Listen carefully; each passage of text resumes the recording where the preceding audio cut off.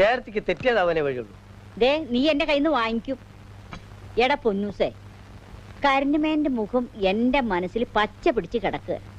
വെളുത്ത് ചുമന്ന് കോലമുടി, കൊച്ചിങ്കളെ പോലുള്ള മുഖവും, നീണ്ടും മെലിഞ്ഞൊരു സുന്ദരൻ.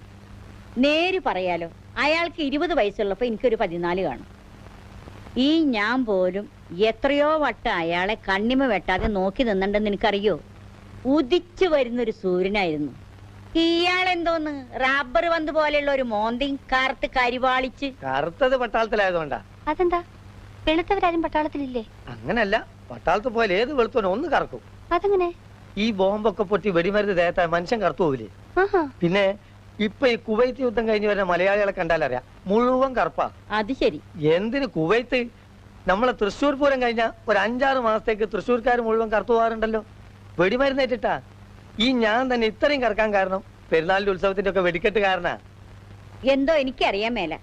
എന്താ മാധവമ്മേ, കർക്കിടകമൊക്കെ അല്ലേ, നമുക്ക് ഈ ആനക്ക് ഒരു സുഖചികിത്സ നടത്തണ്ടേ? എന്നാലേ പൂർണ്ണാരോഗ്യം ഉണ്ടാവുള്ളൂ. നമുക്കൊരു കോഴി മരുന്ന് കൊടുത്തോളെ. എന്താ? കോഴി മരുന്നോ? ദിവസം 5 കിലോ കോഴി മഹാചൂർണമായി ചേർത്ത് ഇടിച്ചു പൊടിച്ച് 15 ദിവസം കൊടുത്താ പിന്നെ ഈ ആന പിടിച്ചാ കിട്ടില്ല. എന്തേ, ആന ഓടിപ്പോവോ? എന്ത് വിവരക്കേടാണ് ഇപ്പൊ പറയുന്നത്?